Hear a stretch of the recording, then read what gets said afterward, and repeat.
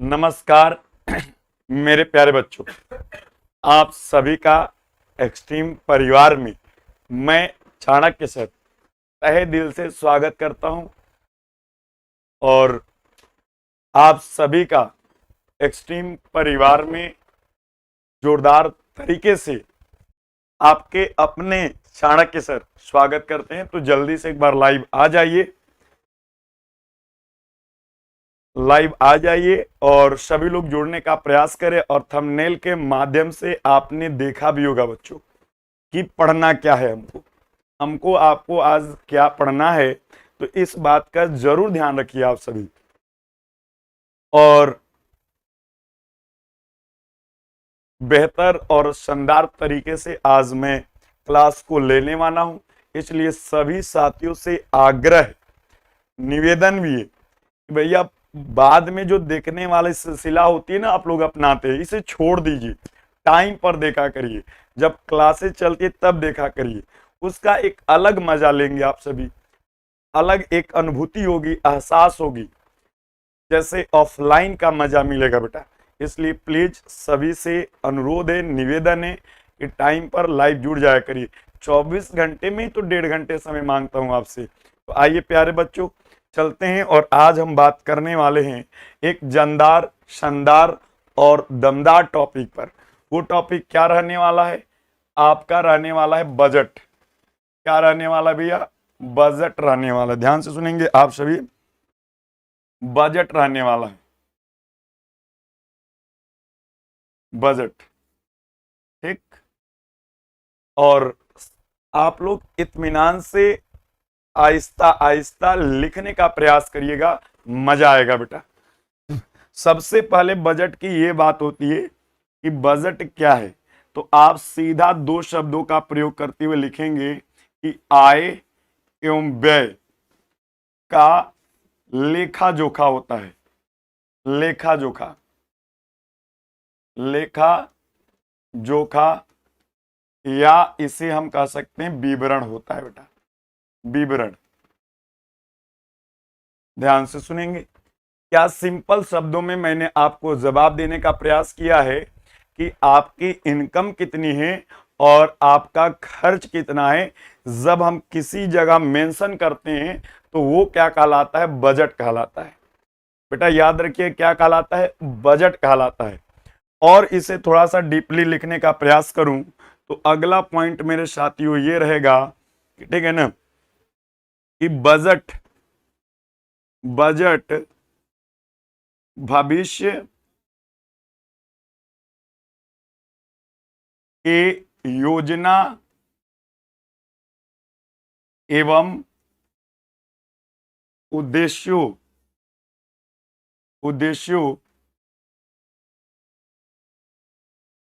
के आधार पर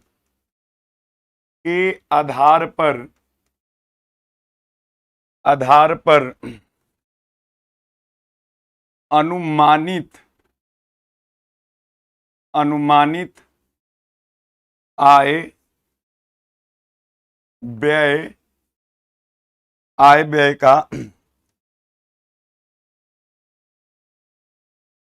का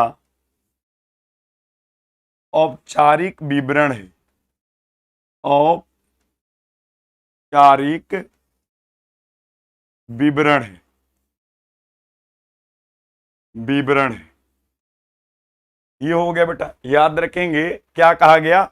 बजट भविष्य यानी आने वाले कल की हमारी योजना क्या है, हमारा उद्देश्य क्या है, उसके आधार पर, उस योजना और उस उद्देश्य के आधार पर हम अनुमान के आधार पर आय का और व्यय क्या, यानी आने वाले कल में हमारी इनकम क्या रहेगी और व्यय क्या होगी, खर्च क्या है, कोई प्लानिंग के तहत उस पर हम जो लेखा जोखा मेंशन करते हैं, जो विवरण डालते हैं, वही क्या कहलाता है? बजट कहलाता है। सीधी सी बात है। इसी के क्रम में अगर बात किया जाए तो आगे कुछ 2 महत्वपूर्ण परिभाषाएं हैं। एक किसके अनुसार, तो आपके लिखेंगे केग एवं रस के अनुसार। ध्यान से सुनेंगे आप सभी, जबरदस्त नोट्स बनाइएगा बच्चों। आप लोग क्या बताएंगे, ठीक है ना? कि भूत का व्यय, याद रखिएगा बजट, बजट भूत का क्या है, व्यय, भूत का व्यय भविष्य का, भविष्य का अनुमानित, अनुमानित व्यय, अनुमानित व्यय एवं वर्तमान, वर्तमान समय के मदों पर, मदों पर निश्चित, निश्चित व्यय का, निश्चित व्यय का लेखा जोखा है, लेखा जोखा है। चलिएगा, इसे भी आप सब लिखने का प्रयास करेंगे। क्या कहा गया कि बजट भूत का, यानी बीते हुए कल पर हमने क्या खर्च किया, ध्यान सुनेंगे, बीते हुए कल पर मैंने क्या खर्च किया है, आने वाले कल पर मेरा क्या खर्च होगा, और आज के समय पर यानी प्रेजेंट टाइम पर मद मतलब आइटम होता है, मद मतलब क्या होता है, आइटम, कौन से आइटम पर कितना खर्च हुआ है, इसका जहां लिखित, जिस रजिस्टर में लिखित डाटा मेंशन करते हैं उसे क्या कहते हैं बेटा, बजट कहते हैं। आई होप कि आपको बजट क्लियर हुआ होगा। आगे एक और परिभाषा लेंगे, आप लोग स्क्रीनशॉट लीजिएगा, आगे एक और परिभाषा लेंगे और बड़े इत्मीनान से पढ़ेंगे बेटा, बड़े इत्मीनान से पढ़ेंगे प्यारे दोस्तों, और आज इस टॉपिक को कंप्लीट भी करने का प्रयास करेंगे। इसलिए मैं आपसे समय केवल मांगता हूं और आप समय देने का कोशिश भी करिएगा बेटा, ठीक है ना। समय देने का आप सभी कोशिश भी करेंगे, ठीक है, और कोशिश करने वालों की हार नहीं होती। हमारे तरह मुस्कुराते रहिए और आगे बढ़ते रहिए। चलेंगे आगे, इसी क्रम में मैं और लूंगा बेटा, एक नाम और लेना चाहूंगा और वो नाम रहेगा निकिल एवं डार्सी, निकिल एवं डार्सी। इन्होंने क्या कहा, देखिएगा इन्होंने क्या कहा बजट को डिफाइन करते हुए, देखिएगा, धन के व्यवस्थापन, धन के व्यवस्थापन, व्यवस्थापन, धन के व्यवस्थापन, सुनेंगे ध्यान से आप सभी, धन के व्यवस्थापन को सभी प्रकार, सभी प्रकार के आय, आय का उपयोग, उपयोग योजना, नियंत्रण एवं मूल्यांकन, मूल्यांकन के आधार पर, मूल्यांकन के रूप में, आधार नहीं, मूल्यांकन के रूप में, मूल्यांकन के रूप में परिभाषित, परिभाषित कर सकते हैं, कर सकते हैं, जिसका सामान्य उद्देश्य, ध्यान से सुनेंगे बेटा, जिसका सामान्य उद्देश्य, मेरे प्यारे बच्चों, सामान्य उद्देश्य, उद्देश्य प्राप्त साधन में, प्राप्त साधन में अधिकतम, अधिकतम, अधिकतम, पर्याप्त साधन में अधिकतम संतुष्टि संतुष्टि प्राप्त करना करना है। इनका जबरदस्त इन्होंने परिभाषा दिया बेटा। हाँ जी, जबरदस्त परिभाषा दिया इन्होंने। आपका पूरा लिखने का भी प्रयास किया हूं और आप सब भी स्क्रीनशॉट लीजिएगा और एक बेहतर नोट्स बनाने की प्रक्रिया को जारी रखिएगा बेटा। बेहतर नोट्स बनाने की प्रक्रिया को जारी रखेंगे और सभी साथियों से ये आग्रह है बेटा कि जो ये सोचता है ना कि हम बाद में हम कर लेंगे, तो याद रखिएगा कभी कल नहीं आया है। जो करना है आज करिए, अभी करिए और इसी वक्त करिए। समझिएगा बेटा, आज करिए, इसी वक्त करिए और एट ए टाइम करिए। इस बात को याद रखिएगा। बाद यानी जो कल पे टाल देता है उसको कुछ नहीं मिलता है।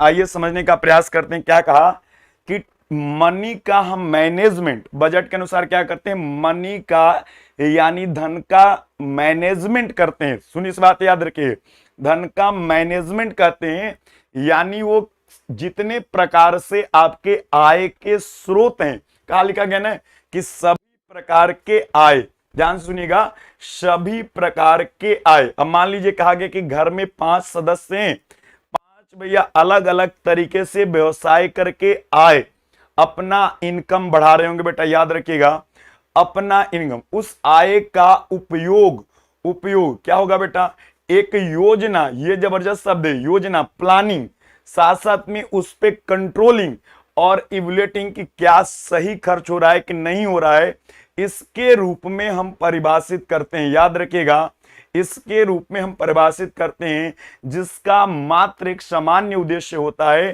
कि जितने भी हमारे पास साधन हैं उसी से अधिक संतुष्टि की प्राप्ति हो, उसी क्या हो जाए, अधिक से अधिक संतुष्टि प्राप्ति हो। यह निकिल एम डार्सी ने कहा। हाँ जी बेटा, क्या समझ में आया एक बार बताएंगे आपसे। मैंने अब सारांश क्या निकला बेटा कि बजट के तहत कंक्लूजन क्या निकला बेटा, बजट से हमें क्या होता है, बजट का सबसे बड़ा महत्व यह है कि हमारे पास इनकम क्या है और हमारे पास खर्च क्या है, इनका सारा विवरण हमारे पास क्या होता है, मिल जाता है। बजट से ही पता कि आने वाले समय में या आज के डेट में हमारे पास आय क्या होंगे और उस आय के आधार पर हमारे पास खर्च कौन कौन से, इसका पूरा विवरण ही क्या कहलाता है, बजट कहलाता है। समझिएगा ना जी बेटा। जी अनमोल जी क्या पूछ रहे हैं, अनमोल जी बायोलॉजी, टीजीटी बायोलॉजी बेटा। याद रखिएगा कि ह्यूमन फिजियोलॉजी की बात होती है तो 11:30 बजे उसका समय है दिन का, 11:30 बजे मॉर्निंग में ह्यूमन फिजियोलॉजी की क्लास होती है बेटा। आइए चलते हैं और इसी क्रम में मैं लिखने का प्रयास करूंगा। इससे ध्यान से सुनिएगा बेटा, इससे आइए, इससे गृहिणी को आय व्यय का संपूर्ण जानकारी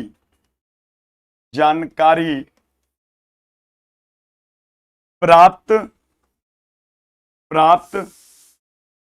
हो जाती है, जिससे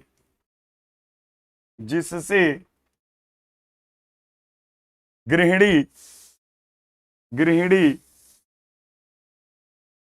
आय व्यय में समायोजन करके परिवार के सभी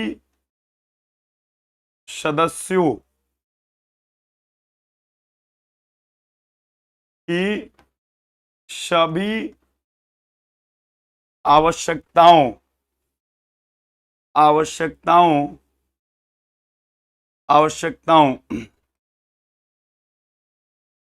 को पूर्ण करने के लिए खर्च करती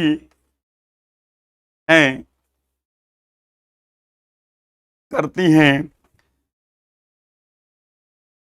फल उसके फलस्वरूप खर्च करती हैं, उसके फलस्वरूप उसके फलस्वरूप फलस्वरूप सभी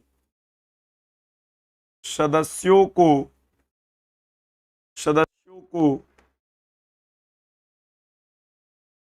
खुशी खुशी एवं संतोष का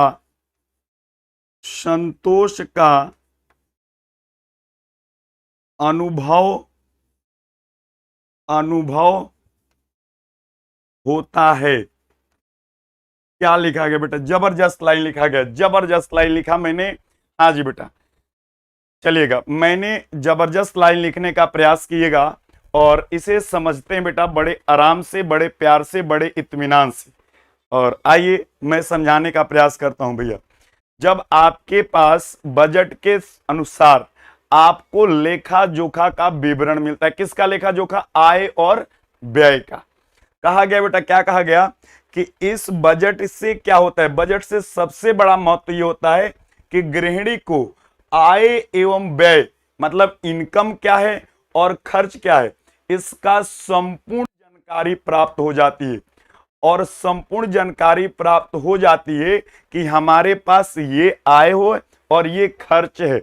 जब ये मिल जाता है बेटा, जब ये पता चल जाता है, तो इस जानकारी का लाभ उठाते हुए, इस जानकारी का प्रयोग करते हुए गृहिणी अपने विवेक से, अपने विवेक पूर्ण से क्या करती है? आय एवं व्यय में अपने बुद्धि का इस्तेमाल करते हुए आय एवं व्यय में समायोजन करती है। समायोजन करने का मतलब एडजस्टमेंट करती है। और समायोजन करके परिवार के जितने भी मेंबर है, उनकी जितनी भी आवश्यकताएं हैं, ध्यान से सुनिएगा, उसको पूरा करने के लिए क्या करती है? पैसे का यानी आय का खर्च करती है बेटा, जिसके फलस्वरूप परिवार के सभी सदस्यों को क्या मिलता है भैया? परिवार के सभी सदस्यों को खुशी और संतोष का अनुभव होता है बेटा। ये तभी संभव है बजट के तहत ही, ठीक है ना। बजट के तहत ही देखते हैं कि हमारे सरकार के द्वारा हर साल बजट लाई जाती है। बजट से ये होता है बेटा कि हमारा इनकम ये है और आने वाले समय में हम ये खर्च करने वाले हैं। शिक्षा पर इतना खर्च करेंगे, मनोरंजन पर इतना खर्च करेंगे, स्वास्थ्य पर इतना खर्च करेंगे। इससे क्या होता है बेटा, जब आप, यानी सीधा कहा गया कि एक विवेकपूर्ण ढंग से हम पैसे को कहां खर्च करेंगे और कितने हमारे पास पैसे हैं, जैसे क्या हो जाए, सभी सदस्यों की सभी आवश्यकताओं की पूर्ति भी हो जाए। और जब हर इंसान की आवश्यकताएं पूर्ति हो जाएगी तो क्या रहेगा? हमारे तरह मुस्कुराएगा, आपके तरह मुस्कुराएगा बेटा। जब किसी, कहते हैं ना कि तकलीफ तभी होता है जब किसी की आवश्यकताएं नहीं पूरी होती है। तो यही कहा गया बेटा जी। इसे भी लिखने का प्रयास करेंगे बेटा, इससे भी लिखने का प्रयास करेंगे। स्क्रीनशॉट लेगा और आगे बढ़िएगा बेटा, आगे बढ़ेंगे। अब स्क्रीनशॉट ले होंगे आप, चलिएगा। और बहुत सेशन में मजा आने वाला है, मजा आने वाला है, खूबसूरती के साथ पढ़ेंगे और आगे चलते हैं, चलिएगा। अगर हम बात करें तो बजट देखिएगा, बजट जो होता है, बजट के प्रकार की बात कर ले बेटा। अगला पॉइंट हम ये लिखेंगे, तो बजट के प्रकार की यदि हम बात करें तो बेसिकली मुख्यतः यह कह लीजिए 3 प्रकार के होते हैं। कितने प्रकार के होते हैं प्यारे बच्चों? 3 प्रकार के होते हैं। अब आपके मन में ये जिज्ञासा होगा कि गुरुजी कौन कौन से होंगे बेटा, जरा आप ये हमें बता दो। तो नंबर 1 पर लिखा गया बेटा संतुलित बजट। ध्यान से सुनेंगे, संतुलित बजट। नंबर 1 पर क्या होगा? संतुलित बजट होगा प्यारे बच्चों। दूसरा नंबर पर क्या होगा गुरुजी? दूसरे टाइप बता दीजिए, मैं तो ये जानती थी। दूसरा होता है बेटा, कहते हैं बचत का बजट कहा जाता है, बचत का बजट कहा जाता है। और बात करते हैं आगे कि तीसरा कौन सा होता है गुरुजी? तो क्या कहोगे आप? घाटे का बजट। ध्यान से सुनेंगे, घाटे का बजट, यानी मुख्यतः जो कहा जाए, ठीक है ना, मुख्यतः कितने प्रकार के बजट होते हैं? तो प्यारे बच्चों नोट करिएगा, 3 प्रकार के होते हैं।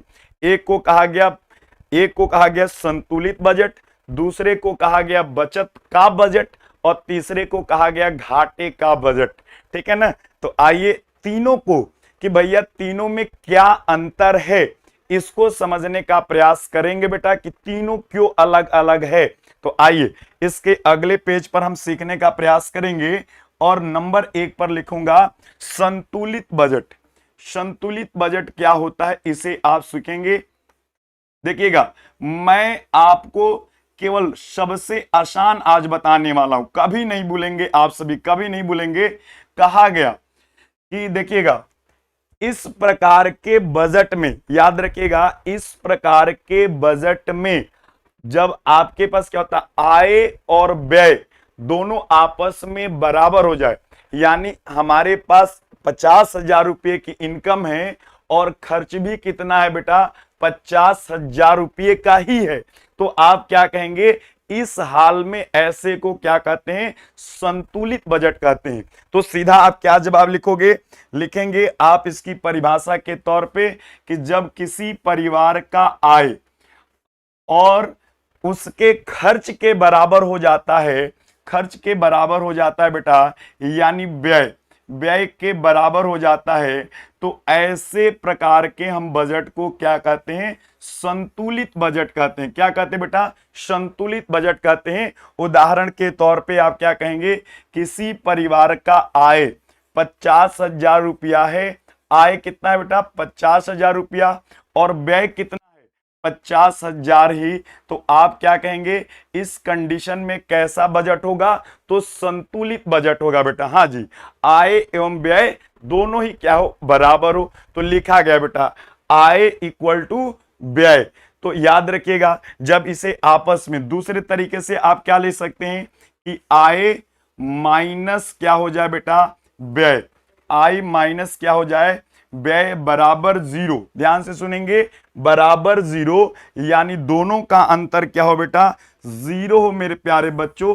तो आप क्या कहेंगे कि यह संतुलित बजट है। कौन सा बजट है? संतुलित बजट है। ठीक है ना बेटा? जितना पैसा आया उतना पैसा मैंने खर्च कर दिया, तो जितना मैंने कमाया उतना खर्च कर दिया, अर्थात दोनों क्या हो गया? खा पी करके मैंने बराबर कर दिया। तो ऐसे बजट को क्या कहते हैं? संतुलित बजट कहते हैं। बिल्कुल बेटा, आते हैं दूसरा। इसी में क्या प्रकार होता है बेटा? देखिएगा, दूसरा प्रकार की यदि बात किया जाए मेरे प्यारे बच्चों, तो दूसरे में आपने लिया बचत।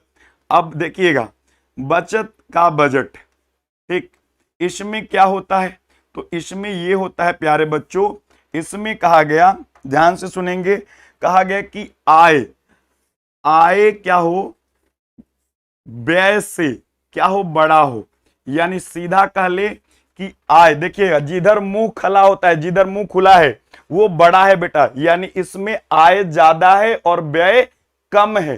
तो जब आय, बचत कब होगा बेटा? कि मैंने कहा कि आपके देखिएगा इनकम कितना है, तो कहोगे कि आप समझिएगा, इनकम अगर मान लिया जाए 10 रुपये की है और आपकी एक्सपेंडिचर यानी खर्च जो है बेटा 5 रुपये की है, तो जरूर क्या होगा? आपके पास बचत में 5 रुपया आएगा बेटा। तो सीधी सी क्या कहा कि आय बड़ा होगा, किसके तुलना में? व्यय के तुलना में। याद रखिएगा, तब ऐसे कंडीशन में हमारे पास खर्च करने के बाद कुछ धन की बचत होती है, और इसे कहते हैं बचत का बजट कहते हैं। अर्थात क्या बताएंगे बेटा? अर्थात क्या बताएंगे कि यहां पर याद रखिएगा, आय और माइनस क्या हो जाएगा? व्यय। आय माइनस होने पर क्या होगा बेटा? यहां पर आपकी बचत आएगी, और इसी को कहा गया प्यारे बच्चों, क्या कहा गया? तो आप सीधा कहोगे कि जिस खर्च में, याद रखिएगा, इनकम ज्यादा होगा और इनकम के तुलना में खर्च कम होगा, वैसे हाल में क्या होता है? आपके पास बचत का बजट होता है। अब इसी के आधार पे घाटे का बजट को भी डिफाइन कर सकते हो आप सभी। स्क्रीनशॉट लेना बेटा, बिल्कुल आपको सरल शब्दों में बताने का प्रयास कर रहा हूं, सरल शब्दों में। अगर किसी को दिक्कत होगी तो जरूर पूछिएगा। आइए अगला बेटा हम लिखते हैं घाटे का बजट लिखते हैं, ठीक है ना। अब घाटा आपको कब लगेगा, ध्यान से बताइएगा। घाटा का बजट, इसका मतलब आप समझ गए होंगे कि इसमें क्या होगा मेरे प्यारे बच्चों। तो आप ये बताएंगे कि व्यय इज ग्रेटर देन, ध्यान से सुनेंगे, व्यय इज ग्रेटर देन आय। यानी यहां पर क्या होगा, आय आपका क्या होगा, बड़ा, सॉरी, आय छोटा होगा किसके तुलना में, व्यय के तुलना में। यानी आपके इनकम के हिसाब से खर्च आपका क्या है, ज्यादा है मेरे प्यारे दोस्तों। तो जब खर्च आपका, आपने मान लीजिए कमाया 5 रुपया और खर्च आपने किया 10 रुपया, तो बताइए यहां पर क्या लगेगा, घाटा लगेगा। तो इसे कहा जाता है घाटे का बजट कहा जाता है। यानी सीधी सी बात है बेटा, यहां पर आप सीधा सा कहेंगे कि व्यय माइनस क्या हो गया बेटा, आपका आय, और इस आधार पर आपको क्या होगा, यहां पर जो आपकी बचत आएगी वो नेगेटिव में आएगी बेटा। और नेगेटिव में आएगी, कब आएगी, नेगेटिव में तब आएगी मेरे प्यारे बच्चों, याद रखिएगा, नेगेटिव में तब आएगी कि जब आपका क्या हो जाएगा, सुनेंगे ध्यान से आप सभी, नेगेटिव में तब आएगी जब आपका आय छोटा हो। याद रखिएगा, आय छोटा हो किससे, व्यय से। तब बचत कैसे होगी, नेगेटिव में होगी, अर्थात आपको क्या कहेंगे, इसे घाटा कहते हैं। क्या कहते हैं कि मुझे इतने रुपये का क्या हो गया, सीधा सामान्य शब्दों में कहते हैं कि घाटा हो गया है।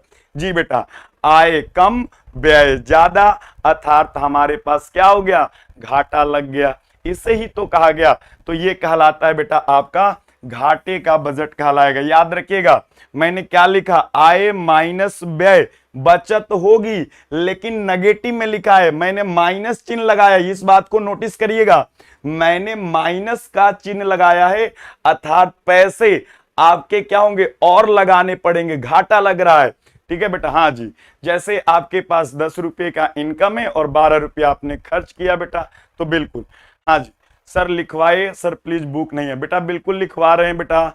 अब इससे सरल शब्दों में आपको याद ही तो कर है, तो याद तो हो ही जाएगा। कैसे बताएंगे बेटा, इसकी परिभाषा कैसे लिखिएगा आप, कि कहा गया कि जब किसी परिवार का व्यय आय से ज्यादा हो, ध्यान से सुनिएगा, व्यय आय से ज्यादा हो, और इस हाल में क्या होता है, इस स्थिति में क्या होती है, जब हम बजट का निर्माण करते हैं तो घाटे का बजट बनता है।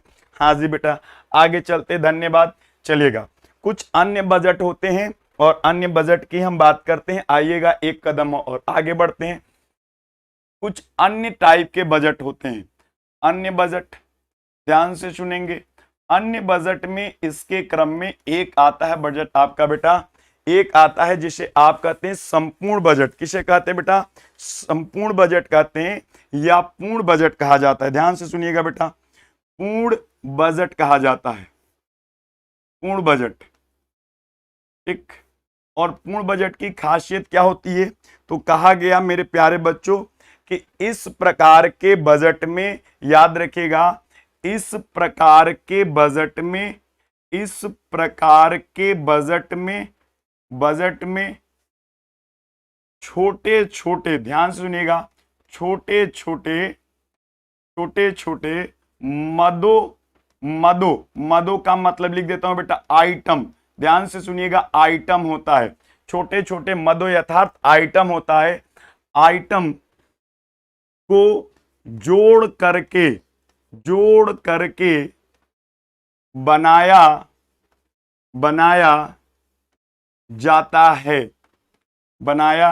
जाता है, याद रखेंगे सबसे। यानी आप डेली रूटीन, हाँ बेटा डेली छोटी छोटी जो खर्च होती है, जब उसको आप शामिल करके जब हम बजट की प्लानिंग करते हैं, यानी आय और व्यय का लेखा जोखा करते हैं, तो ऐसे को कहा जाता है पूर्ण बजट। ठीक है बेटा, याद रखिएगा, पूर्ण बजट कहलाएगा। लिखिएगा बेटा, ये पहला प्रकार हुआ। दूसरा, इसी में आते हैं, दूसरा क्या कहलाता है बेटा, दूसरे होता है आंशिक बजट। ध्यान से सुनेंगे आप सभी, आंशिक बजट। और आंशिक बजट क्या होता है मेरे प्यारे बच्चों? तो कहा गया कि ऐसे बजट में ध्यान से सुनिएगा, ऐसे बजट में केवल केवल केवल बड़े बड़े मदों को ध्यान में रखकर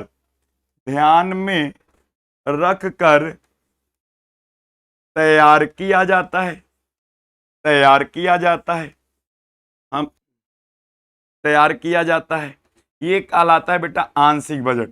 जैसे हमने भोजन पर खर्च करने वाले को नहीं मेंशन किया, हाँ जी, मोटा मोटा खर्च। जैसे हम कहते हैं कि यार शादी पर इतना खर्च होना है, बच्चे के पढ़ाने में इतना खर्च होना है, यानी बड़े बड़े जो होते हैं आइटम्स उस पे ध्यान रखते हैं। गाड़ी लेना है तो इतना खर्च करना है साल में। जब बड़ा आइटम होता है तो उसे बात किया जाता है। जब बड़े बड़े आइटम को ध्यान में रख करके बनाया जाएगा, इसे मेरे प्यारे बच्चों कहते हैं आंशिक बजट कहते हैं। ध्यान से सुनिएगा बेटा। हाँ, मेन खर्च। तीसरा कौन सा होता है इसी में? तो तीसरा आप बताओगे प्यारे बच्चों। तीसरा होता है, आप तीसरे को नाम देते हैं बेटा, ठीक है ना, प्रमाणित बजट। ध्यान से सुनेंगे, प्रमाणित बजट। और ये बजट क्या होता है देखिएगा, ये बजट कहता है बेटा कि ऐसे बजट में, याद रखेंगे आप सभी, ऐसे बजट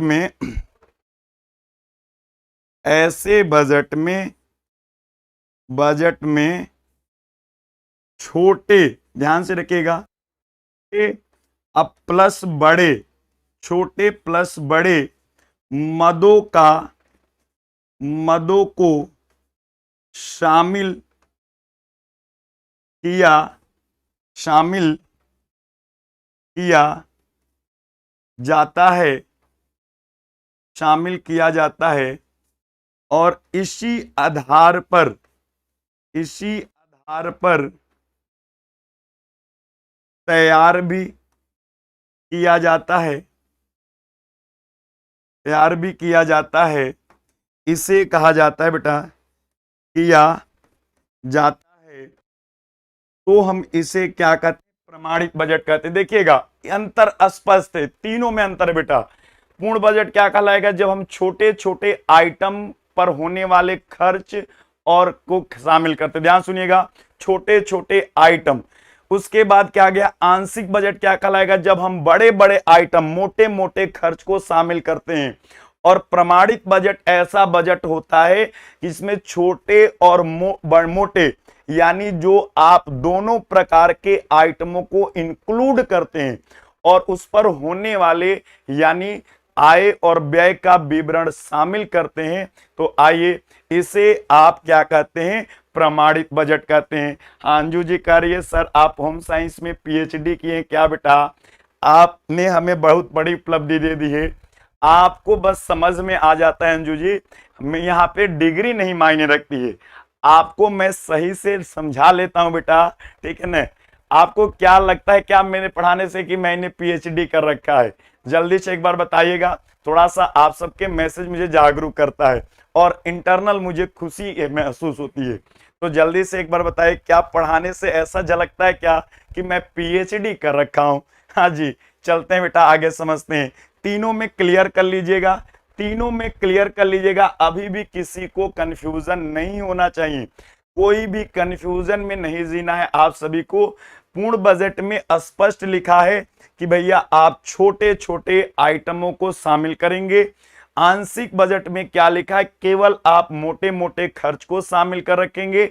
और याद रखिएगा, चलेगा, हाँ जी, और क्या लिखा है बेटा? और क्या लिखा है कि जब हम प्रमाणित बजट की बात करते हैं तो इसमें छोटे और बड़े दोनों प्रकार के मदों का हम शामिल करते हैं। याद रखिएगा बेटा जी। हाँ जी, चलते हैं बेटा और आगे बढ़ने का प्रयास करते हैं। इसी के क्रम में इसका यदि आप स्क्रीनशॉट ले होंगे तो आगे चलते हैं। और एक और आती है बेटा, एक होती है इसी के क्रम में एक प्रकार और होती है और उसका नाम है वास्तविक। सुनिएगा क्या नाम है? वास्तविक बजट या इसी को कहा जाता है दूसरा नाम, इसी को कहा जाता है सैद्धांतिक बजट भी कहा जाता है। ध्यान से सुनेंगे आप सभी, सैद्धांतिक बजट भी कहा जाता है बजट। ठीक, ये आपका दोनों का एक ही नाम होता है, ध्यान से सुनिएगा। और इस बजट में क्या डिफर होता है बेटा, क्या अंतर होता है, चलिए क्या होता है बेटा कि ऐसे बजट में, ध्यान से सुनेंगे, ऐसे बजट में आय, ऐसे बजट में आय एवं व्यय दोनों की सही स्थिति का अनुमान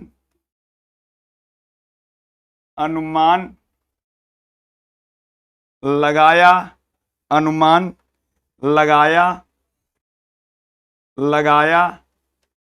जाता है और उसी हिसाब के आधार पर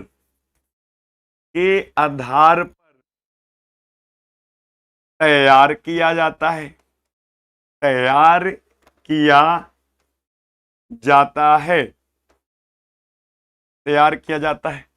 आइए क्या लिखा गया है, जबरदस्त लिखा है बेटा, जबरदस्त लिखा गया है। कहा गया कि रियल बजट का मतलब क्या होता है, या हम कह ले कि थ्योरेटिकल यानी आपका जो प्रिंसिपल बजट है, इसका मतलब क्या होता है बेटा कि इस प्रकार के बजट में हमारे पास आय कितनी है और व्यय कितने हैं, इन पहले दोनों का हम मापन करते हैं कि हमारे पास आय यानी इनकम कितने हैं और हमारे पास खर्च क्या क्या है।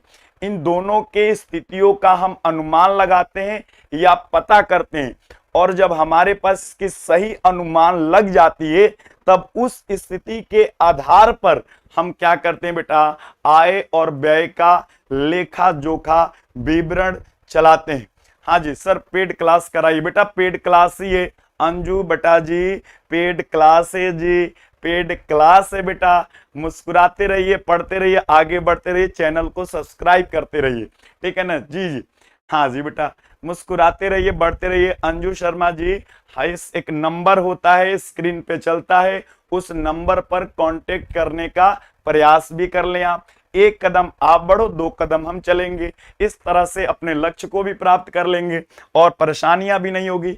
समझिएगा बेटा क्या लगा गया कि हमारे पास रियल में इनकम कितना है, और रियल में देखिए जैसा नाम वैसा काम, रियल में इनकम कितना है और हमारे पास व्यय, इसकी वास्तविकता को जाना। देखिए जैसा नाम मैंने कहा कि हमारे पास वास्तविकता में आय कितनी है और रियल में खर्च कितने हैं, जब दोनों की स्थिति को पता लगा लेते हैं उसके आधार पर लेखा जोखा निर्माण करते हैं, तो ये कहलाता है वास्तविक और रियल बजट कहलाता है। सर पेड क्लास कब करेंगे प्लीज बता दीजिए। रीचा बेटा लिखो ना, आप सारे सीरियल से ही पढ़ाए जा रहे हैं, रीचा बेटा लिखो, सीरियल से ही पढ़ाए जाते हैं। हाँ जी बेटा बता रहे हैं, परेशान न होइए, चलिएगा जी बेटा बता रहे हैं। पूजा कपाड़िया जी का प्रश्न आ गया है, और प्रश्न है तो लिख ले बेटा, औसत बजट क्या होता है, ध्यान से सुनेंगे आप सभी, औसत बजट क्या होता है। पूजा कपाड़िया जी ने प्रश्न ही पूछ लिया बेटा, मेरे मन की बात समझ ली, और आइए हम बताने का प्रयास करते हैं।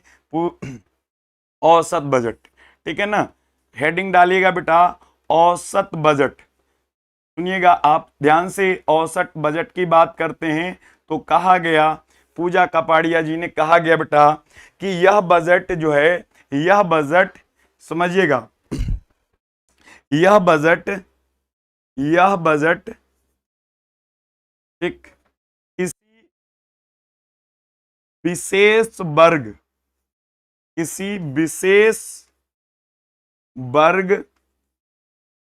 किसी विशेष वर्ग के परिवार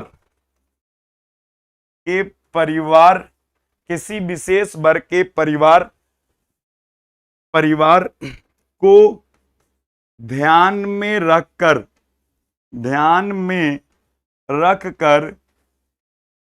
रखकर तैयार किया जाता है।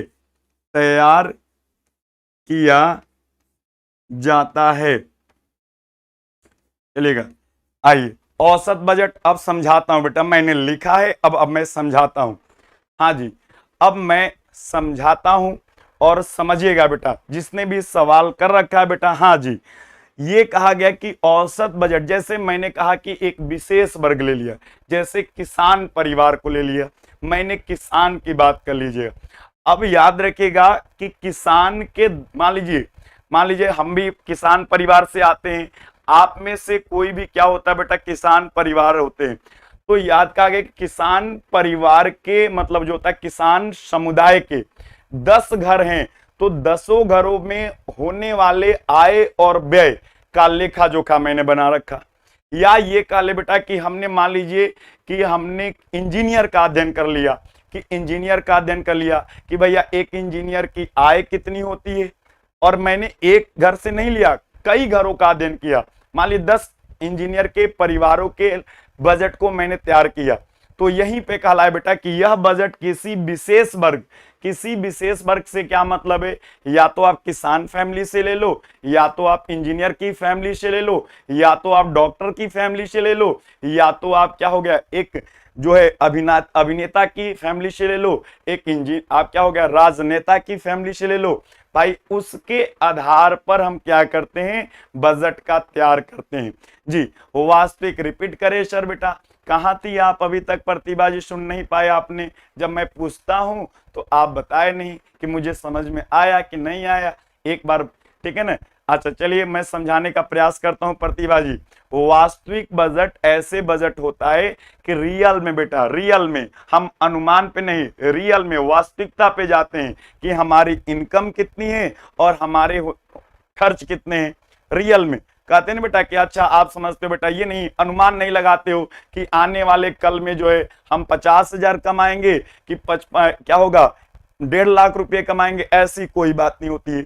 वास्तविक बजट में ये कहता है कि आज के डेट में मेरे पास आय कितने हैं और मेरे पास खर्च कितने हैं, दोनों की वास्तविक स्थिति का पता लगाते हैं और उसके हिसाब के आधार पे आप बजट को तैयार करते हैं।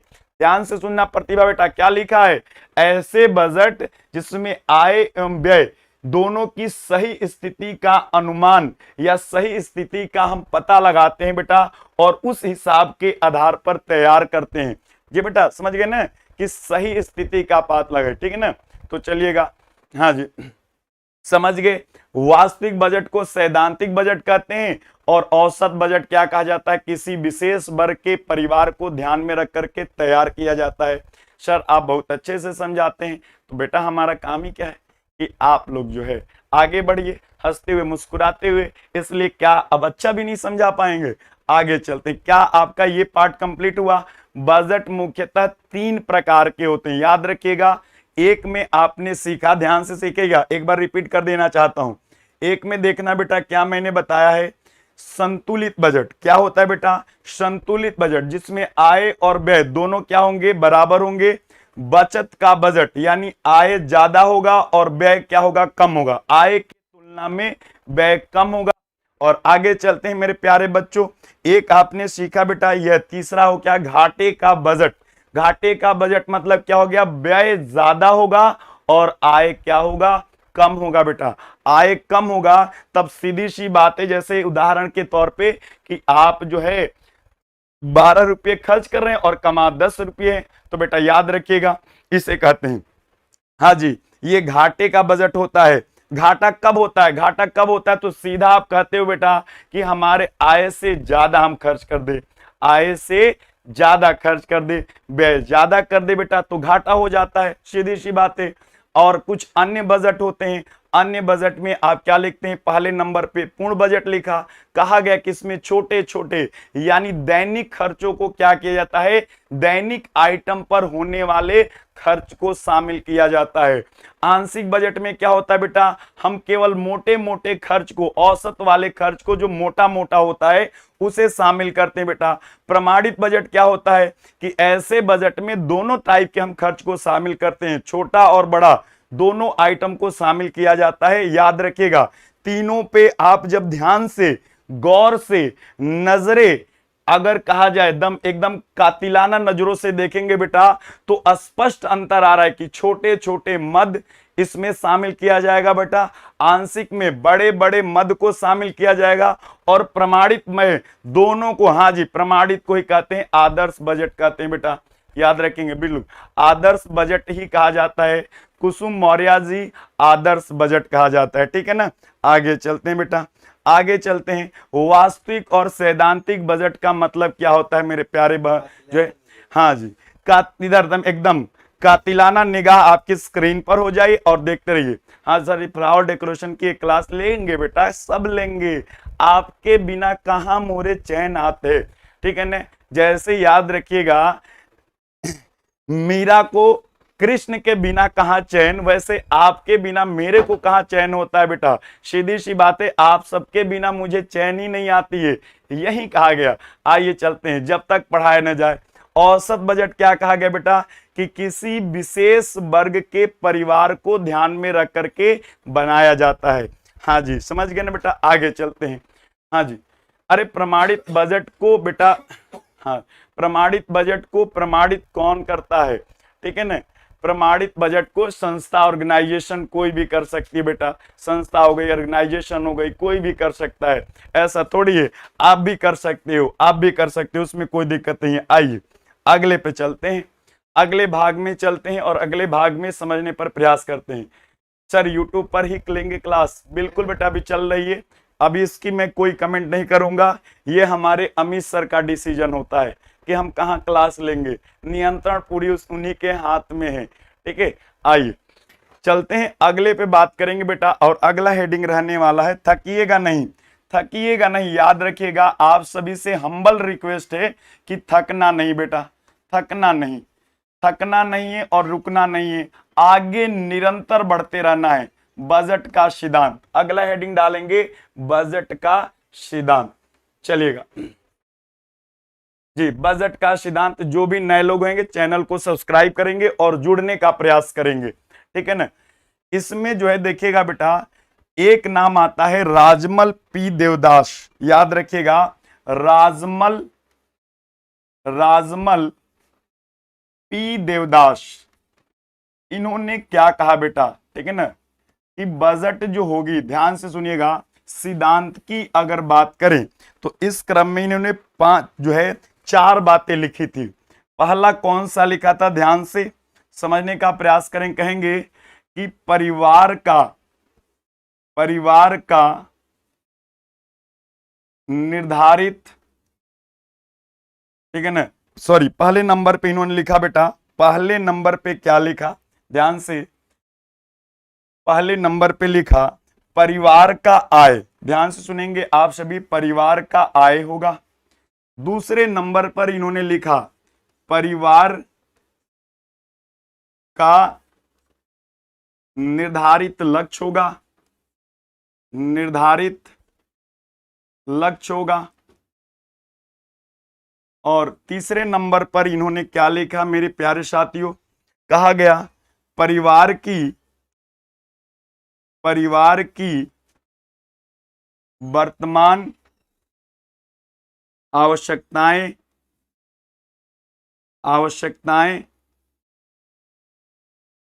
ठीक।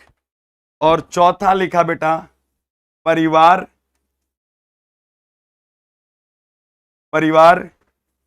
की भविष्य की आवश्यकताएं। आइए समझते हैं, और आप इस लाइनों को समझ लेंगे बेटा, इस लाइनों को समझ लेंगे। और क्या लिखा है बेटा, कि बजट के सिद्धांत की बात करें तो राजमल पी देवदास नाम तो सुना होगा बेटा, जिन्होंने गृह प्रबंध की तुलना एक बांध से की थी।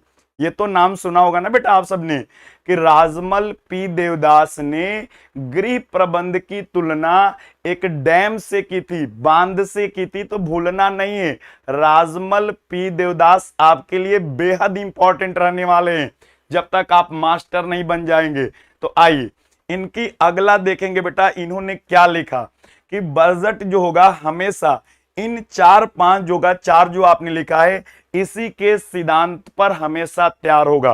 पहला क्या होगा बेटा, याद रखिएगा, पहला क्या लिखा कि हम बजट जब भी निर्माण करते हैं, बजट का जब भी निर्माण करेंगे तो सबसे पहले ये होगा हम अपने आय का ध्यान में रखेंगे। किस पे ध्यान रखेंगे बेटा, आय का ध्यान में रखेंगे। पहला पॉइंट क्या कहता है बेटा, आप भी इस बात से सहमत होंगे कि आय पर आय का ध्यान रखेंगे।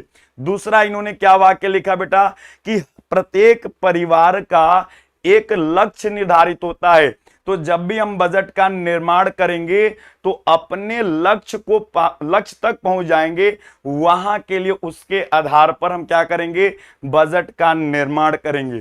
तीसरा इन्होंने कहा कि भैया वर्तमान की आवश्यकताएं जो है उसको भी ध्यान में रखना होगा बेटा, और साथ साथ में चौथा ये कहा गया कि ऐसी बजट होनी चाहिए कि आने वाले कल में आपकी जो आवश्यकताएं होगी उसका भी क्या हो भैया, पूरा हो जाए, उसका भी पूरा हो जाए।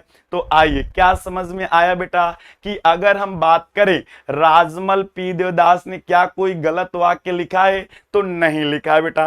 कि बजट का मतलब ही क्या होता है, अभी आपने पिछले डिफिनीशन भी पढ़ा होगा।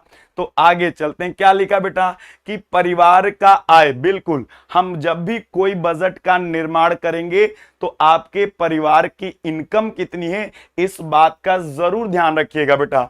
दूसरा कहा गया बेटा कि आपके परिवार के लक्ष्य क्या है, तो याद रखेंगे बेटा कहा गया कि उसका निर्धारित होता है, और साथ साथ में क्या होता है कि वर्तमान की आवश्यकताएं भी, आपको कहा ना बेटा, आपने रस का डिफिनीशन देखा, रस ने कहा था बेटा कि बजट का मतलब ये होता है कि वर्तमान की आवश्यकताएं भी पूरा हो और साथ साथ में आने वाले भविष्य में भी जो आपकी आवश्यकताएं हो वो भी कंप्लीट होता है।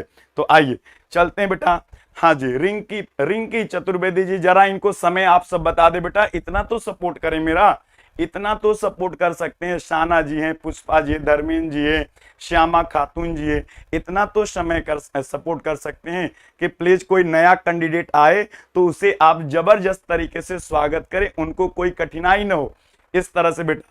और कुछ हमारे प्यारे बच्चे चले जाते हैं, लगता है कि वो है। चलते हैं आगे, एक और नाम लेने का प्रयास करेंगे बेटा। एक नाम और आता है, और एक नाम आता है बेटा एंजिला क्रीज। ध्यान से सुनेंगे, एंजिला क्रीज ने भी बजट के बारे में 5 वाक्य दिया था। एंजिला क्रीज, ठीक है ना, नाम लिखिएगा, जबरदस्त। आज तबीयत खुश करने वाली क्लास में लूंगा, पूरा मूड बना करके आया हूं, पूरा मूड बना करके आया हूं, चलिएगा। हाँ जी सर, आपको उठाकर ना ले जाएं पेड़ वाले। अच्छा जी, अच्छा जी बेटा, पेड़ वालों को बड़ी दिक्कत यहाँ पढ़ने से आपके। अच्छा जी, कोई बात नहीं बेटा, आइए। सबका साथ सबका विकास हमारे प्रधानमंत्री जी कहते हैं, और सबका विश्वास, तो मैं सबका विश्वास भी जीतूंगा और सबके साथ भी चलूंगा और सबका विकास भी होगा। इस चैनल के माध्यम से सबका विकास भी होगा, याद रखिएगा। सभी लोग टीचर बनेंगे, एलटी की लाइनें लगी हुई है। तो आइए बेटा आगे बढ़ते हैं, समय को बर्बाद न किया जाए। एंजिला क्रीज ने कहा बेटा कि भैया इनके अनुसार, इन्होंने भी कुछ बातें लिख रखी हैं, कहा गया बेटा, ध्यान से सुनिएगा, ध्यान से सुनिएगा। पहली बात इन्होंने लिखा कि जितनी आय प्राप्त हो, ध्यान सुनिएगा, जितनी आय प्राप्त हो खर्च उतना ही करना चाहिए, उतना ही करना चाहिए, करना चाहिए, ठीक। पहला इन्होंने शर्त लिखा बेटा। दूसरा इन्होंने क्या लिखा, सार्वधिक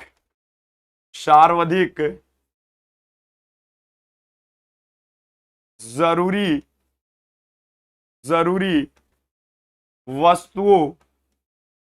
वस्तुओं पर सबसे पहले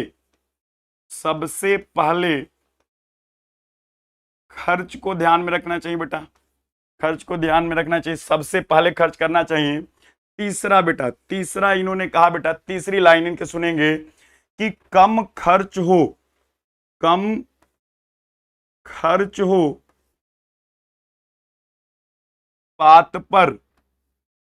इस बात पर सावधानी पूर्वक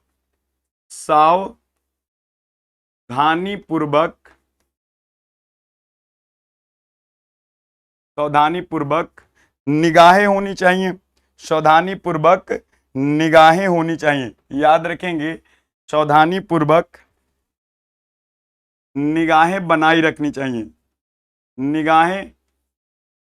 निगाहें बनाई रखनी चाहिए। और चौथा इन्होंने लिखा बेटा, चौथा इन्होंने क्या लिखा, ध्यान से सुनिएगा, नियमित रूप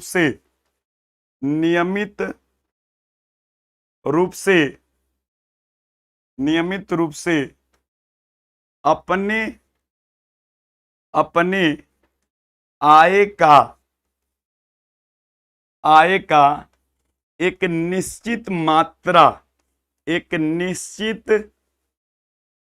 मात्रा बचाना चाहिए।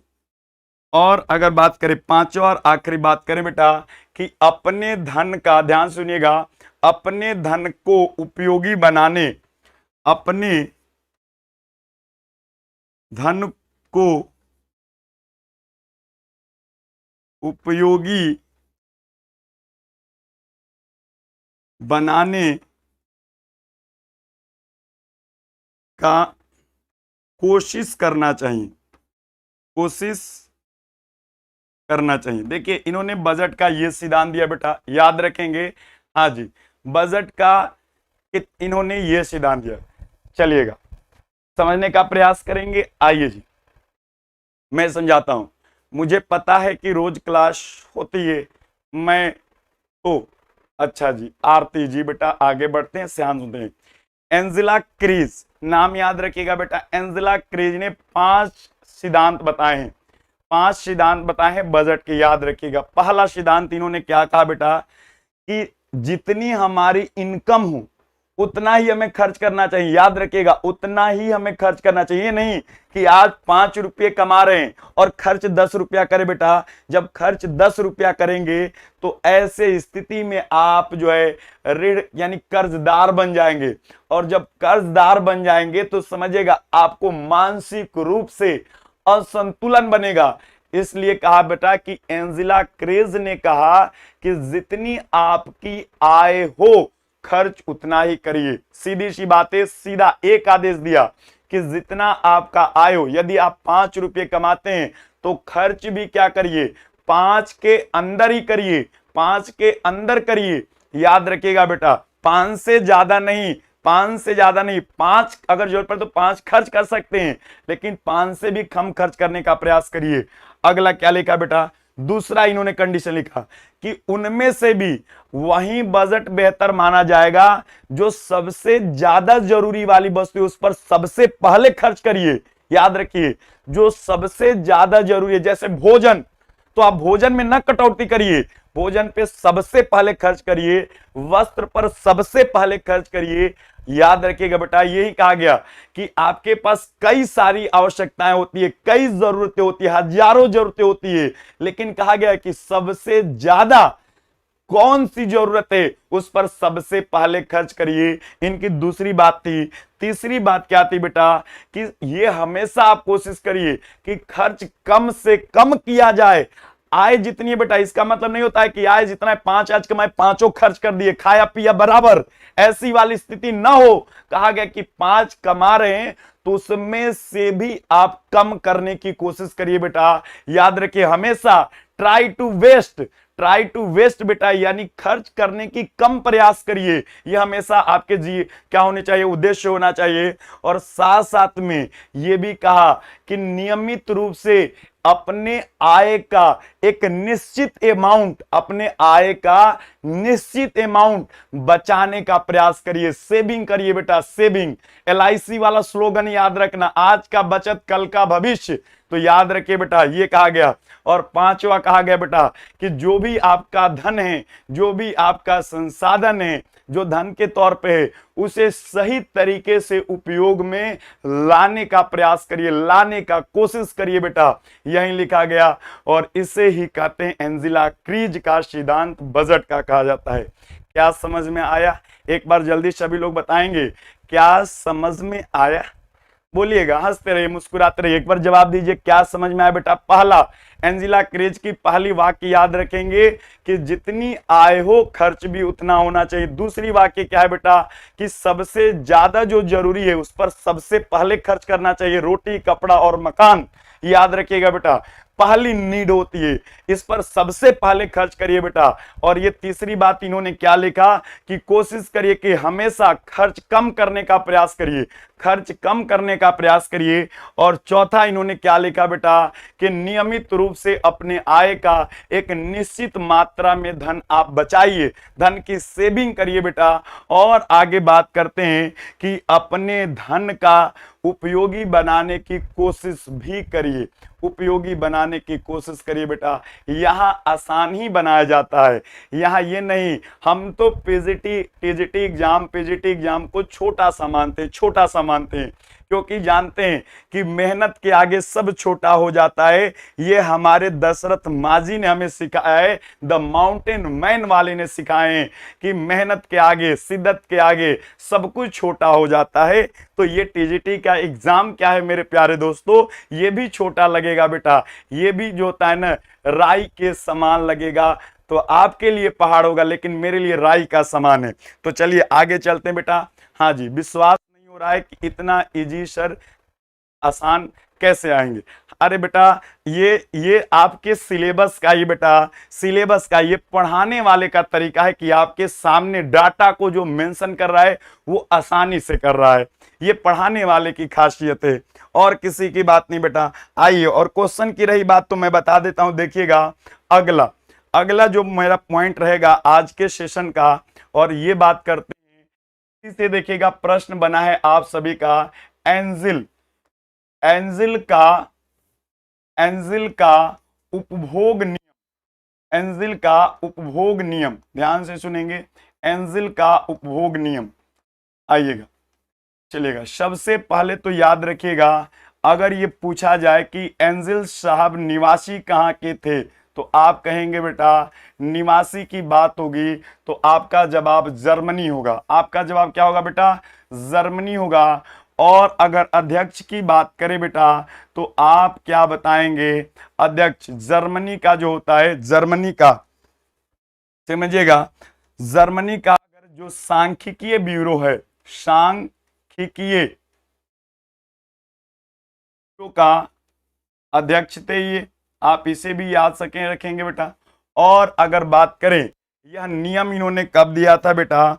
यह नियम इन्होंने दिया था सन 1857 ईस्वी में इन्होंने दिया बेटा, याद रखेंगे आप सभी। और एक प्रसिद्ध अर्थशास्त्री भी थे, याद रखिएगा, अर्थशास्त्री थे इन्होंने, ठीक है ना, अर्थशास्त्री थे। इसकी बात हो रही है, एंजल की बात हो रही है, ठीक है ना, प्रसिद्ध अर्थशास्त्री थे जर्मनी के। हाँ जी बेटा, ऑर्नेस्ट एंजल कहा जाता है, बिल्कुल सही बात कर रहे हैं आप, ठीक है ना, हमें एंजल के ही नाम से याद रखना है, हम ज्यादा, ठीक है ना, कभी कभी ज्यादा ज्ञान भी होता है ना बेटा, दिक्कत कर देता है, इसलिए बिल्कुल हाँ जी मैंने लिखा बेटा, अर्नेस्ट एंजल कहा जाता है। 1957 नहीं होगा नीलमा रानी जी, बेटा याद रखिएगा 1957 ने गलती ना करिए, ठीक है ना, 1857 रहेगा। और आइए यहां पे बात करते हैं बेटा, ठीक है ना, इनके उपभोग के नियम की कुछ महत्वपूर्ण बातें हैं, कुछ महत्वपूर्ण बिंदु हैं और इसे समझने का प्रयास करते हैं, ठीक है ना, महत्वपूर्ण बिंदु। और इसमें इन्होंने क्या दिया है बेटा? इसमें इन्होंने ये दिया है महत्वपूर्ण बिंदु के अंदर, पहला सबसे जबरदस्त, देखिएगा ये सवाल भी बना है, ये सवाल भी बना है बेटा, याद रखेंगे क्या इन्होंने कहा है इन्होंने ये कहा है कि जैसे जैसे, याद रखिएगा, जैसे जैसे जैसे जैसे आय आय बढ़ता जाता है, जाता है, भोजन पर व्यय प्रतिशत, याद रखेंगे, भोजन पर व्यय प्रतिशत प्रतिशत प्रतिशत घटता जाता है, घटता जाता है। यानी उल्टा होगा बेटा, देखिएगा, आय बढ़ेगा तो भोजन पर व्यय क्या होगा, कम होगा। ध्यान से सुनिएगा, आय बढ़ेगा तो भोजन पर खर्च क्या होगा, कम होगा। एंजल ने यही कहा बेटा। जी सर, रॉन्ग टाइप हो गया क्या बेटा? अच्छा जी, चलिए नीला में कोई बात नहीं, परेशानी कोई बात नहीं बेटा, हमने आपको याद दिला दिया। हाँ जी, इन्होंने क्या कहा बेटा कि अगर जरा कल्पना करिएगा, जिस दिन आप सब मास्टराइन बन जाएंगे और मोटा मोटा आपके अकाउंट में 60,000 रुपया आएगा कम से कम, उस दिन आपके भोजन पर क्या होगा, खर्च कम होने लगेगा। आज आपको ज्यादा भूख लगता होगा, लेकिन उस दिन क्या होगा, कम खर्च होगा बेटा। ये सीधी सी बातें याद रखेंगे, घटता जाता है। और यदि कहा जाए कि इनकम में जैसे कमी आएगी, भोजन पर व्यय प्रतिशत क्या होगा, बढ़ता जाएगा। उल्टा होगा बेटा, आय बढ़ा तो भोजन पर व्यय क्या होगा, कम होगा। आय घटा तो भोजन पर व्यय क्या होगा, ज्यादा होगा बेटा। चलिएगा, हाँ जी, आगे चलते हैं। दूसरा इन्होंने महत्वपूर्ण बिंदु क्या कहा, दूसरे को हम समझने का प्रयास करेंगे। दूसरा इन्होंने बेटा लिखा, दूसरा लिखेगा, आय बढ़ने पर, दूसरा इन्होंने लिखा लाइन, आय बढ़ने पर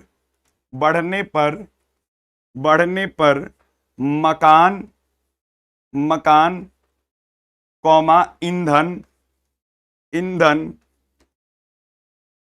प्रकाश अर्थात बिजली पर व्यय समान रहता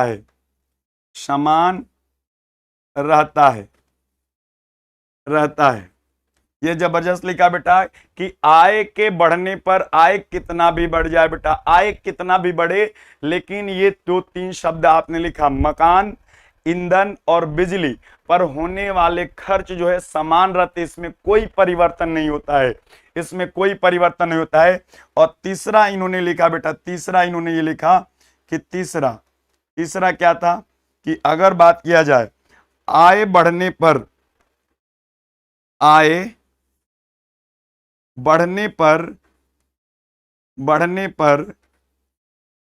मनोरंजन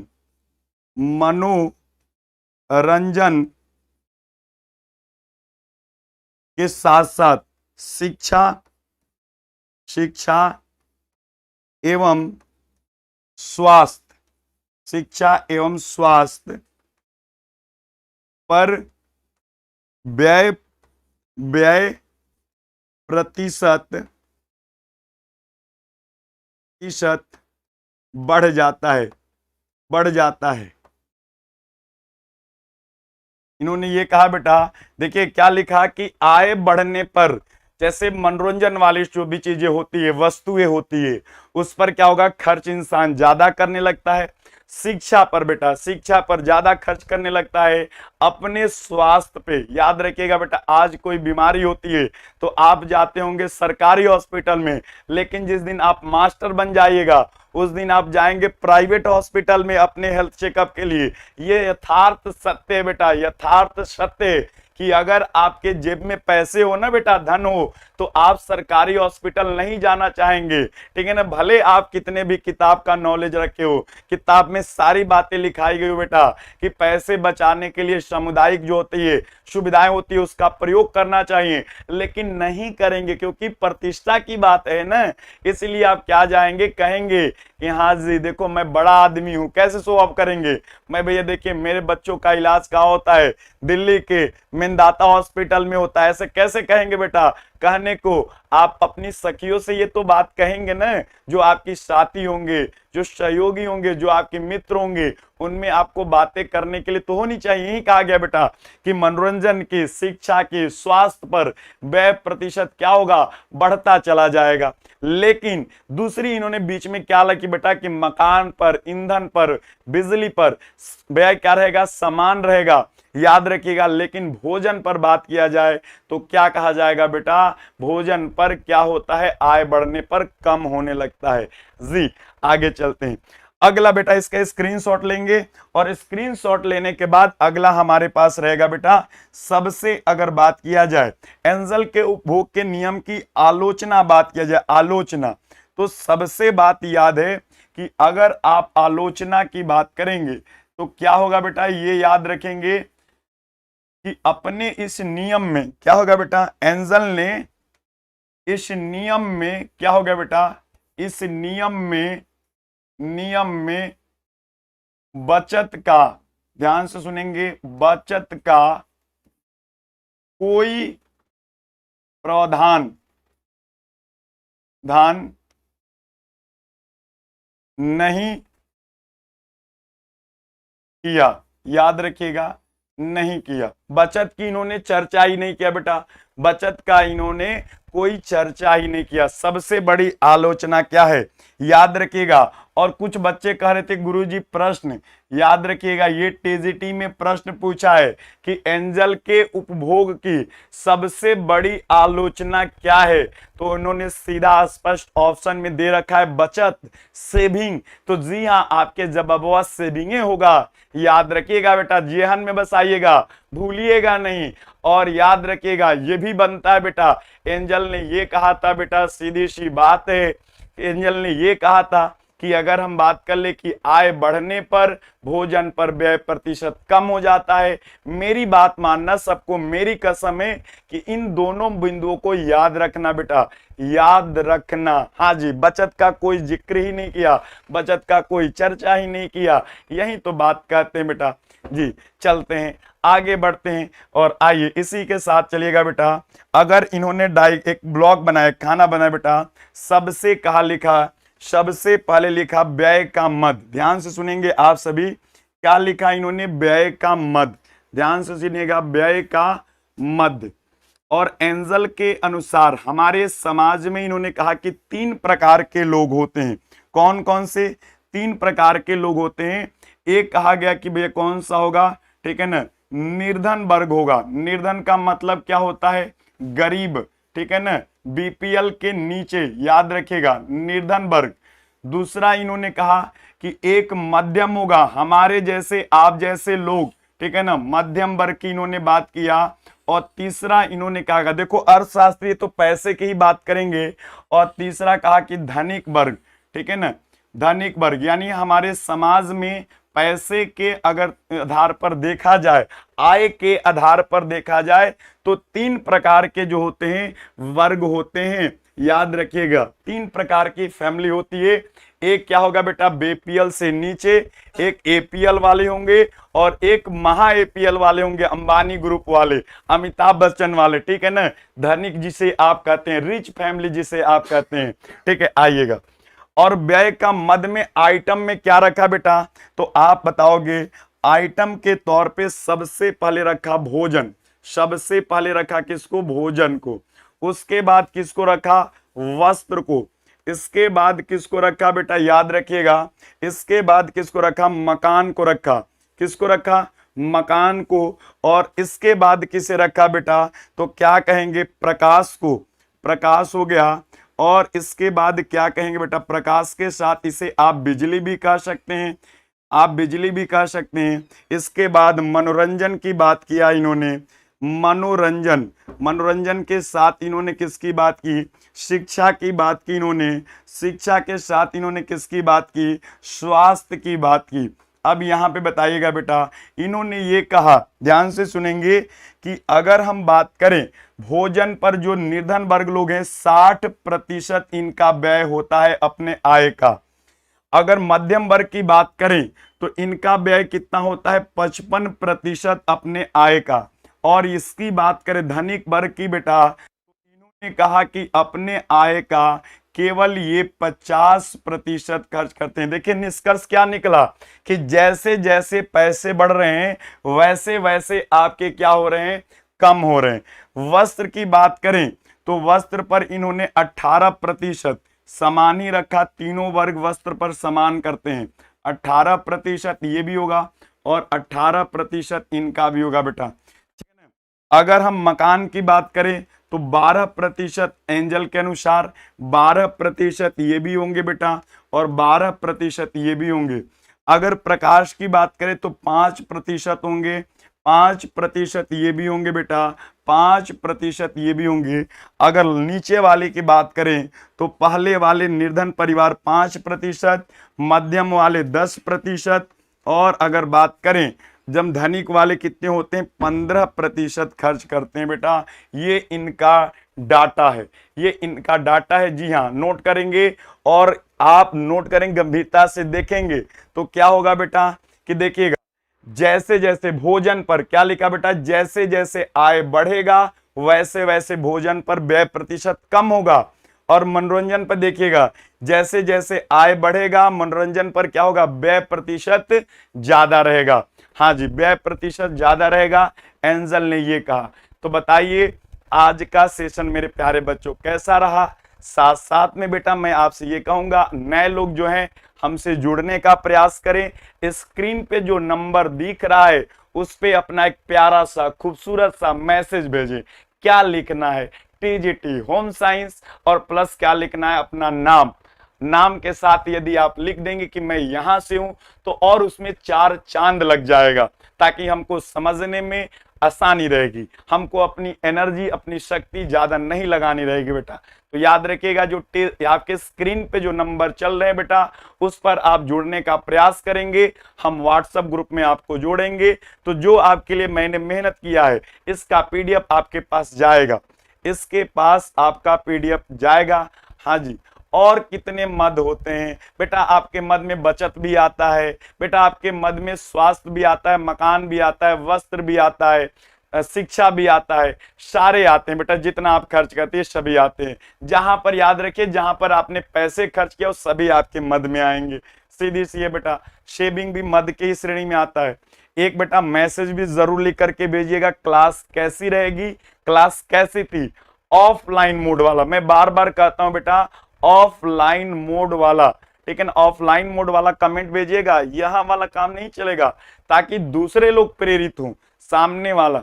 और ठीक है ना, बिल्कुल थोड़ी सी अगर आप चाहें तो वीडियो को शेयर कर लें, थोड़ी सी आपकी इच्छा अगर आपकी अंतरात्मा कहती होगी बेटा कि हाँ जी, अगर आपकी अंतरात्मा कहते हो कि नहीं गुरुजी का हमें समर्थन करना चाहिए, वीडियो को शेयर करना चाहिए, तो कर लेना बेटा, इसमें कुछ नहीं होगा। हम चलते हैं, आप सभी से अलविदा लेते हैं। कल रात्रि 10 बजे मिलेंगे। सभी प्यारे बच्चों को नमस्कार है।